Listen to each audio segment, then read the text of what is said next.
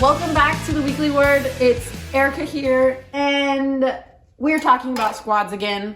Last week we talked about squads, and we talked about how the church community can serve as a squad, which is cool. But sometimes, and this is what we're talking about this week, there can be disagreements in the squad.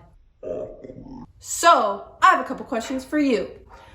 What was the last big fight that you had, or maybe just disagreement that you had? And how was it resolved? Was it resolved? Is there still like an awkward tension between you and that person, or you and those people? Or have you been able to make amends and everything is fine with them? There are lots of things that can cause disagreements among people. There's misunderstandings, or there's hurt feelings sometimes. But I think one of the biggest ones is probably differing of opinions. But lucky for us, this is not a new problem, and even Jesus's followers had this problem, which is where we're picking up in Ephesians chapter 2. So I want to focus on verses 14 through 16, and this is what it says. Christ is our peace. He made both Jews and Gentiles into one group. With his body, he broke down the barrier of hatred that divided us. He canceled the detailed rules of the law so that he could create one new person out of the two groups, making peace. He reconciled them both as one body to God by the cross.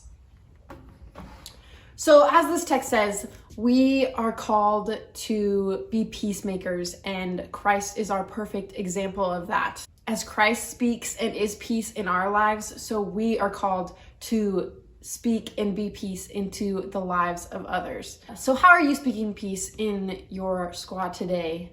Are there some tough conversations that you might need to have?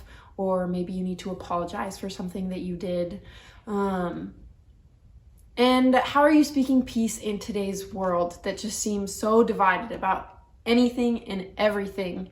Do you encourage that kind of conflict, or do you strive for peace in the situations that you find yourself in?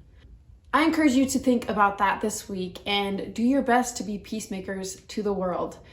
Thank you so much for watching. Remember, you are loved, and we will see you next week.